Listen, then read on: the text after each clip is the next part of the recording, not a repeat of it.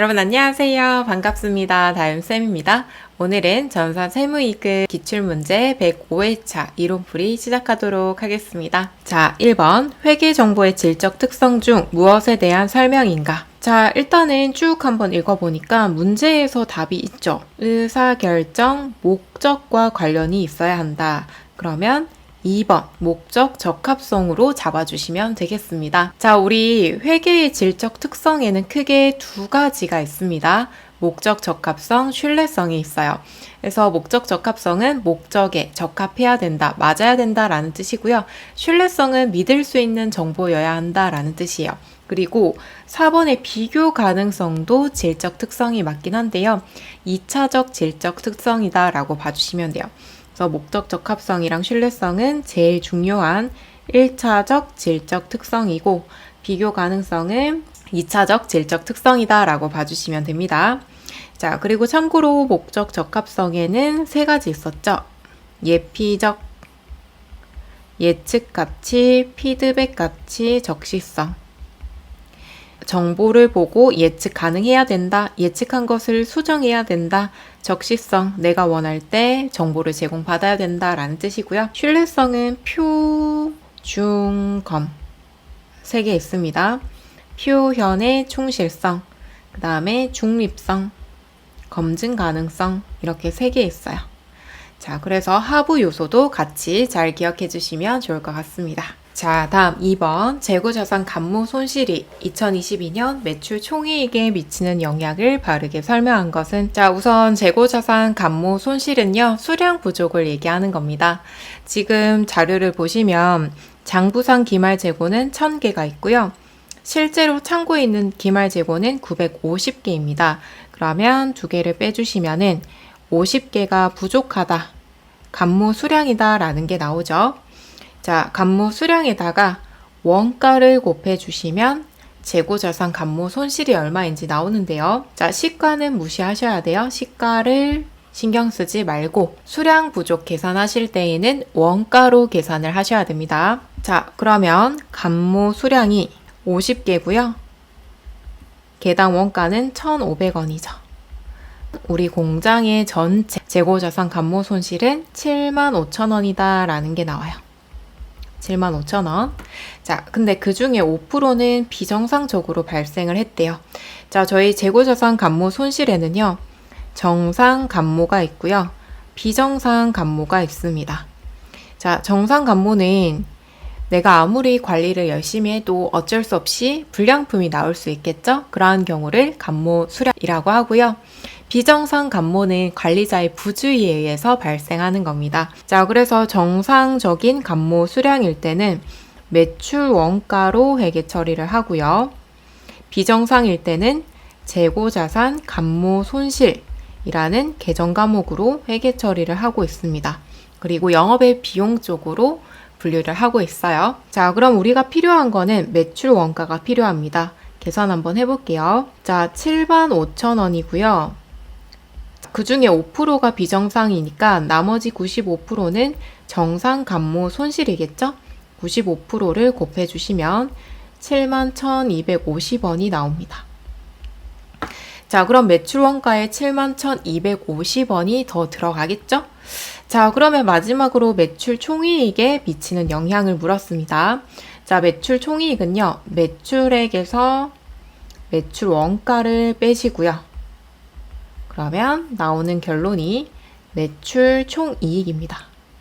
자, 그러면요, 매출 원가에 71,250원이 포함된대요. 그럼 매출 총이익은 어떻게 될까요? 원가는 비용이죠, 여러분. 원가가 커지면 남는 거는 줄어들 수밖에 없겠죠. 이익은 반대로 감소합니다. 따라서 1번이 정답이에요.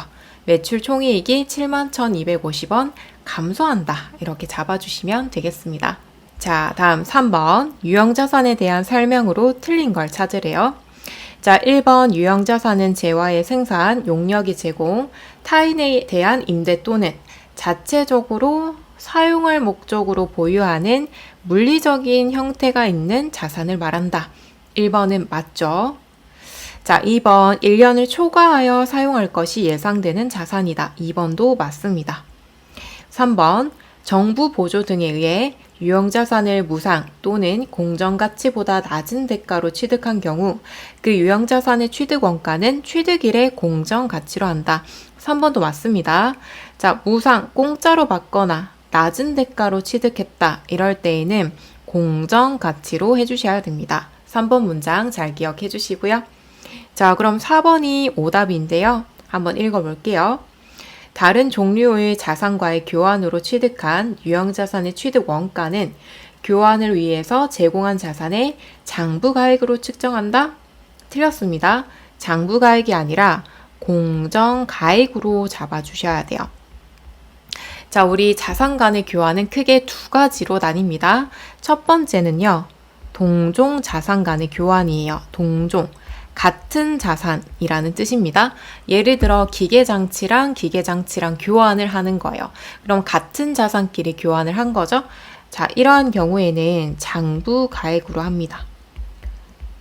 장부가액, 제공한 자산의 장부가액으로 취득 원가를 잡아주시고요. 자, 그 다음에 이종 자산. 자, 다른 자산 간의 교환이에요. 예를 들면 기계장치랑 차량 운반구랑 교환을 했다. 이럴 때에는 제공한 자산의 공정가액으로 잡아주셔야 돼요. 다음 4번 수익 인식 조건에 대한 설명으로 옳지 않은 것. 4번은 굉장히 쉬운 문장이었죠. 자, 1번 수익 금액을 신뢰성 있게 측정할 수 있다. 맞죠? 2번 경제적 효익의 유입 가능성이 매우 높다. 2번도 맞죠? 돈이 들어와야겠죠. 수익이니까. 3번 재화의 소유에 따른 유의적인 위험과 보상이 판매자에게 있다. 자, 일단은 유의적인 위험이라는 거는 큰 위험, 의미 있는 위험이라는 뜻이고요. 자, 판매자가 판매를 했어요. 그럼 그 물건은 누구 거예요? 구매자 거죠. 그러면 위험과 보상이 구매자에게 있다라고 봐주셔야 됩니다. 3번이 틀렸고요. 4번 발생한 원가를 신뢰성 있게 측정할 수 있다. 이것도 맞죠? 자, 다음 5번. 5번은 좀 잘 봐두셨으면 좋겠어요. 자, 부채에 대한 설명으로 틀린 거 찾으래요. 자, 1번 우발자산은 자산으로 인식한다.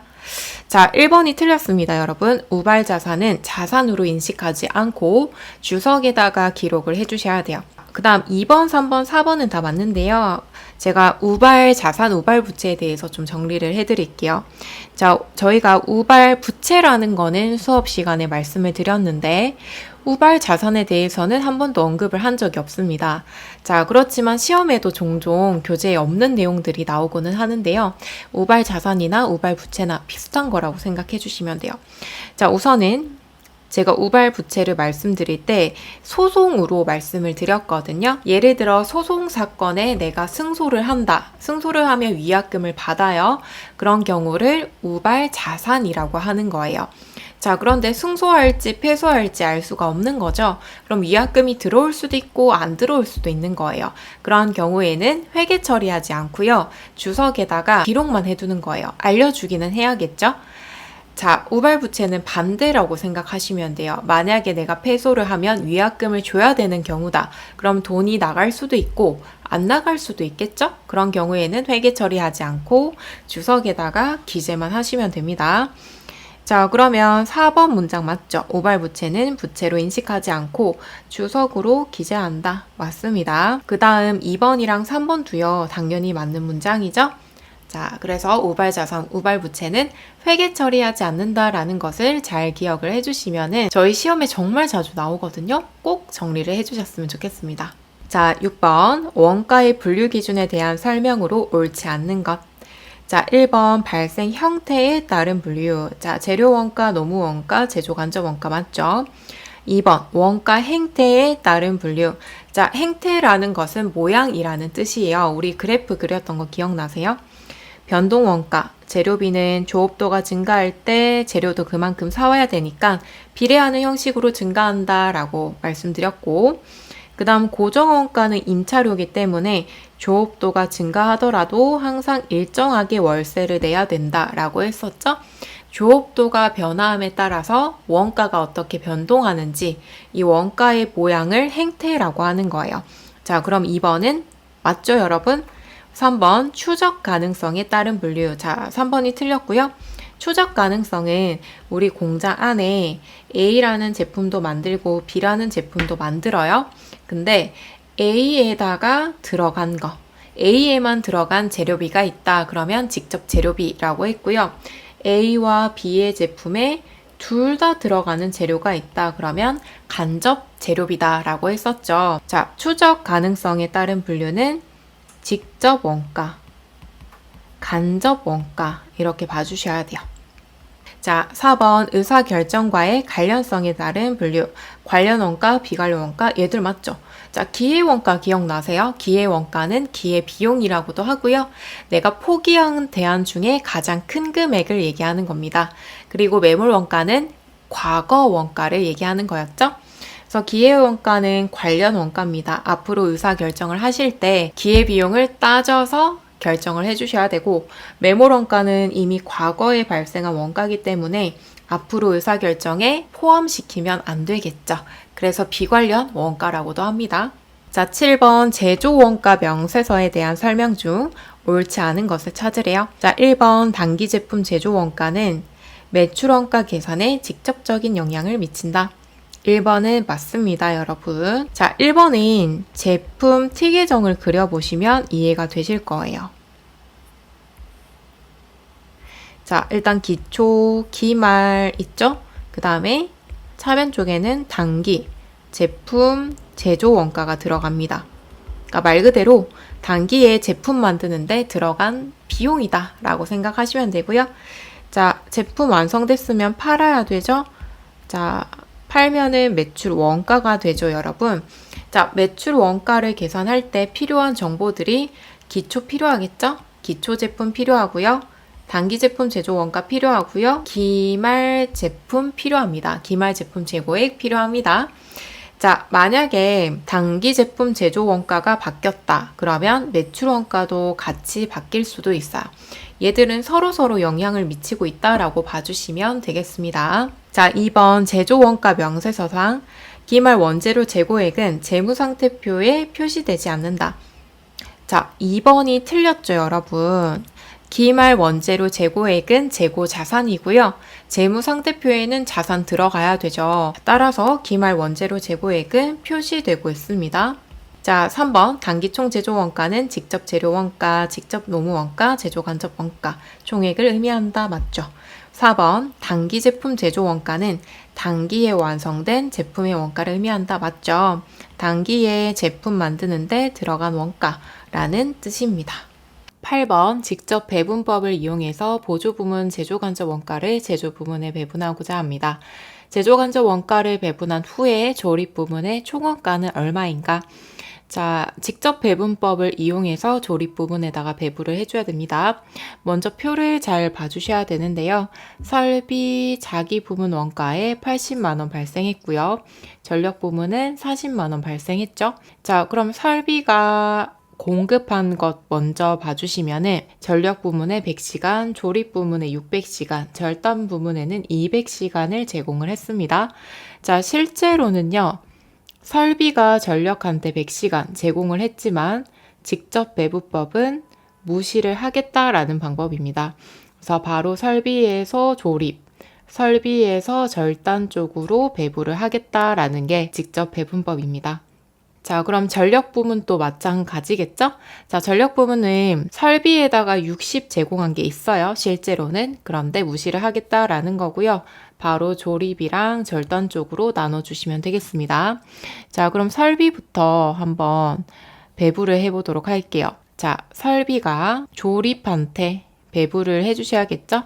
자, 설비 부문의 자기 부문 원가는 80만 원이고요. 자, 그 다음 조립 부문에 600시간을 제공을 했습니다.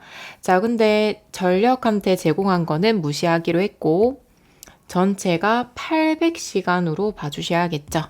자, 따라서 곱하기 800시간 분의 600시간으로 계산을 해주셔야 됩니다. 자, 그러면은 60만원 제공을 하겠다라는 거고요. 자, 그 다음에 전력이 조립 쪽으로 전력 자체 내에서 발생한 원가는 40만 원이고요. 그 다음에 설비한테 제공한 거 무시하고 조립 부문 배부한 거. 자, 전체가 지금 1000이죠? 1000분의 500으로 잡아주셔야 됩니다. 그러니까 반반 제공했다라고 봐주시면 되겠죠? 따라서 20만 원. 자, 그러면 마지막으로 조립 부문의 총원가를 물었죠. 그러면 설비한테 배부받은 60만 원, 전력한테 배부받은 20만 원, 80만 원에다가 자기 부문에서 발생한 원가 60만 원까지 더해주시면 3번이 정답이겠네요. 자, 따라서 직접 배부법을 계산하실 때 보조 부문 서로 간의 용역 수수는 아예 무시를 하고 바로 제조 쪽으로 배부를 해주시면 되겠습니다. 자, 그 다음 9번 정상 개별 원가 계산을 채택하고 있다. 그러면 정상 개별 원가 계산을 하라는 뜻이겠죠.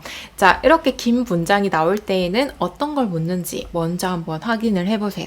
자, 마지막에 보니까 제조 간접 원가 배부 차이는 얼마인가?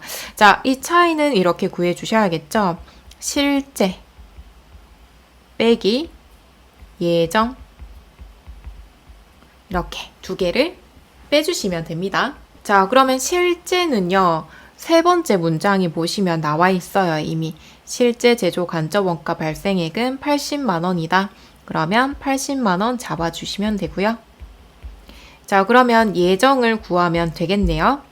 자, 예정 배부액은요. 예정 배부율 곱하기 실제 조업도입니다. 자, 예정 배부율을 알려주는 경우도 있고요. 저희 보고 직접 계산을 해보라 라는 경우도 있는데 지금 보니까 직접 계산을 해야 될 것 같아요. 예정 배부율은 또 이렇게 구하셔야 돼요. 예정 제조 간접비 나누기 예정 조업도. 자, 그럼 하나씩 넣어 볼게요. 자, 예정 제조 간접비. 자, 제조원가 예상 금액은 100만 원이다. 100만 원 나누기 예정 조업도는 직접 노무 시간 2만 시간 나와 있죠. 2만 시간. 자, 나눠주시면 자, 시간당 50원이 나옵니다. 50원. 자, 그러면 50원 곱하기 실제 조업도 곱해주시면 되죠. 자, 실제 직접 노무 시간이 13,000시간이다. 시간당 50원 든다고 했죠. 두 개를 곱해주시면 65만 원이 나옵니다. 자, 그럼 두 개 차이는 15만 원이고요. 저희가 지금 적게 배부했죠. 실제보다 예정이 더 적게 배부를 했죠. 그럼 15만 원 적게 배부했다. 1번 과소 배부로 잡아주시면 되겠습니다. 자, 다음 10번. 10번도요, 정리를 잘 해주셨으면 좋겠어요. 세무이익금 원가에서 공손이 좀 자주 나오는 편이에요. 자, 우선은 비정상 공손 수량을 계산하면 몇 개인가 라고 나와 있네요. 자, 단 정상 공손은 완성품의 8%로 가정한다. 자, 공손 수량은 알려주고 시작을 하고 있어요. 그죠? 근데 완성품이 몇 개인지 안 나와 있네요. 그럼 구해야겠어요. 그죠? 자, 먼저 제공품의 T 계정부터 그려볼게요. 기초 제공품. 그 다음에 단기에 투입한 거, 착수가 투입입니다. 자, 기초는 200개, 원래 200개 가지고 있었고 단기에 추가로 투입한 게 900개래요. 그러면 1100개가 되겠죠? 자, 1100개를 투입했기 때문에 대변도 1100개가 나와야 됩니다. 자, 기말은 120개다 라고 나와 있고요. 그 다음에 공소는 80개. 자, 그럼 나머지가 완성품이겠죠. 자, 1100개 중에 200개 빼시면은 900개가 완성품이다 라고 나왔죠. 자, 여기에서 공손. 자, 공손은 두 개예요. 정상 공손, 비정상 공손. 자, 근데 정상은 뭐라고 했죠? 완성품의 8%다. 그럼 900개 곱하기 8% 하시면은 72개가 나옵니다. 자, 그럼 80개 중에서 72개가 정상이다 그러면 나머지 8개는 비정상 공손이겠네요. 정답은 4번. 8개로 잡아주시면 되겠습니다. 11번부터는 부가세랑 소득세죠? 보도록 할게요. 자, 11번 관이 가세자에 대한 설명으로 틀린 것. 자, 11번도 잘 봐주셨으면 좋겠어요. 간이 가세자 좀 자주 나오는 편입니다. 자, 우선은 1번. 법인은 간이 가세자가 될 수 없다. 맞죠? 자, 간이 가세자라는 거는요. 간이 매출액이 적은 사업자를 얘기하는 겁니다. 매출액이 적기 때문에 우리가 그만큼 세금을 적게 매기도록 하겠다라는 거예요. 자, 따라서 법인은 어느 정도 규모가 있기 때문에 간이 쪽으로 들어가지 못합니다. 자, 그 다음에 2번 의제매입세액 공제를 받을 수 있다. 자, 2번이 틀렸고요. 2번 정말 잘 봐주셔야 됩니다. 자, 의제매입세액 공제 받을 수 없다. 얘가 좀 바뀌었어요. 세법이 바뀌었기 때문에 받을 수 있다가 받을 수 없는 걸로 바뀌었거든요. 그래서 좀 자주 나오는 편입니다. 받을 수 없어요. 자, 3번. 공급 대가를 과세 표준으로 한다. 자, 3번도 맞습니다. 간이가세자는요. 공급 대가에다가 곱하기 부가가치율이라는 게 있어요. 업종마다 좀 다르기는 하거든요. 부가가치율 곱하고 그 다음에 10% 이렇게 해서 매출 세액이 나오는 거예요. 자, 공급 대가는 아시죠? 만약에 물건 가격이 100만 원이면 부가세가 10만 원 붙죠? 부가세까지 포함한 금액을 공급 대가라고 하는 거예요. 자, 근데 일반 가세자는 공급 가액에다가 바로 10% 곱해서 부가세가 나오는 거죠. 그래서 계산 방식이 다릅니다. 공급 대가를 과세 표준으로 하고 있어요. 그 다음 4번 간이가세자도 영세율을 적용받을 수 있으나 환급되지 않는다. 자, 4번도 맞습니다. 간이과세자도 영세율을 적용받을 수 있어요. 하지만 환급은 안 돼요. 왜냐면 간이과세자는요. 일반 과세자보다는 세금을 적게 냅니다. 따라서 세금을 적게 내는 혜택을 줬기 때문에 환급을 해주진 않습니다. 이 부분 잘 기억을 해주시고요. 자, 다음 12번 재화 및 용역의 공급 시기에 대한 설명으로 옳지 않는 것. 자, 1번 장기 할부 판매 대가의 각 부분을 받기로 한때. 자, 1번 맞죠? 2번 직수출은 수출 재화의 선적일 또는 기적일 맞죠? 자, 무인 판매기를 이용해서 재화를 공급하는 경우 재화가 인도되는 때 아니죠. 무인 판매기는 자판기라고 생각하시면 되고요. 자판기에 고객이 언제 돈을 넣어서 상품을 빼갔는지 정확하게 알기도 어렵고요. 그 다음에 인도되는 때가 너무 많잖아요. 그죠? 자, 그래서 얘는 재화가 인도되는 때가 아니라 사장님이 자판기에서 현금을 꺼낼 때예요. 현금을 인취하는 때, 인취하는 때로 봐주시면 돼요. 자, 그 다음에 4번 완성도 기준 지급조건부 대가의 각 부분을 받기로 한 때. 이것도 맞죠? 자, 13번 면세 대상 재화 또는 용역에 해당하지 않는 것. 자, 면세가 아닌 걸 찾으래요. 자, 13번 잘 기억해 주셔야겠죠? 자, 면세가 아닌 건 2번입니다. 고속철도가 나왔다? 그러면 과세입니다. 자, 일단은 우리 면세 있죠? 면세에 해당하는 거는 시내버스 또는 시외버스 그리고 지하철 이런 것들을 얘기하는 거고요. 과세로 들어가는 거는 좀 더 빠르게 가거나 비싼 거라고 생각하시면 돼요. 택시, 우등, 고속버스, 그 다음에 전세버스 가세고요. 그 다음에 KTX, SRT 이런 것들 좀 빠르거나 비싸거나 이런 것들은 과세 쪽으로 들어갑니다. 자, 다음 14번 소득세법상 인적 공제에 대한 설명으로 가장 옳은 것을 찾으래요. 자, 1번 기본 공제 대상 판정에 있어 소득금액 합계액은 종합소득금액, 퇴직소득금액, 양도소득금액을 합해서 판단한다. 자, 1번 맞죠? 바로 나왔네요. 자, 종합소득금액은 이자, 배당, 사업, 근로, 연금, 기타, 이배삭은 연기 까지 다 더한 게 종합소득금액이죠. 그 다음 퇴직소득금액, 양도소득금액은 분류가세기 때문에 따로 빠져나와 있죠. 자, 어쨌든 이 세 가지 소득을 합쳐서 100만 원 이하일 때 나의 부양가족으로 넣을 수 있었죠. 자, 2번 배우자가 없는 거주자로서 기본 공제 대상자인 자녀가 있는 경우에도 종합소득금액이 3천만 원을 초과하는 경우에는 한부모 추가공제를 적용받을 수 없다. 자, 우리 한부모 추가공제는요. 자녀를 혼자 키우는 사람을 얘기하는 거예요. 이때는 소득 기준이 없습니다. 자, 그 다음 3번. 형제, 자매, 배우자는 부양가족이 포함한다? 아닙니다. 형제, 자매, 배우자는 안 돼요. 형제, 자매까지는 괜찮거든요.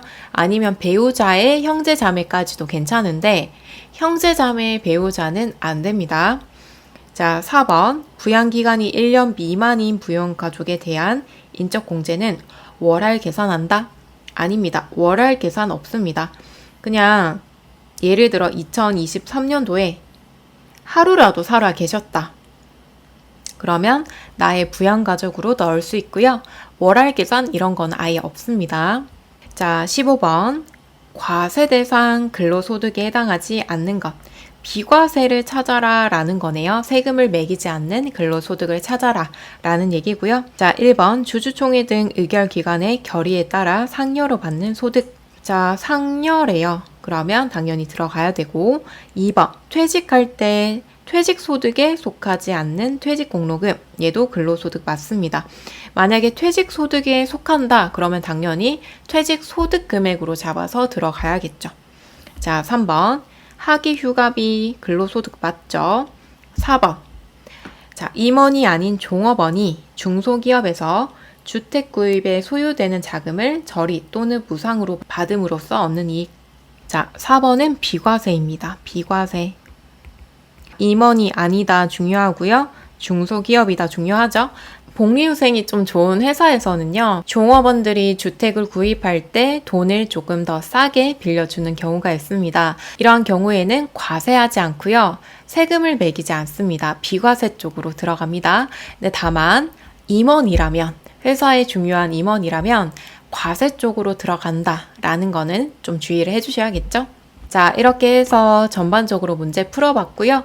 105일차 이론은 무난했던 것 같습니다. 한 중급 정도 됐던 것 같아요.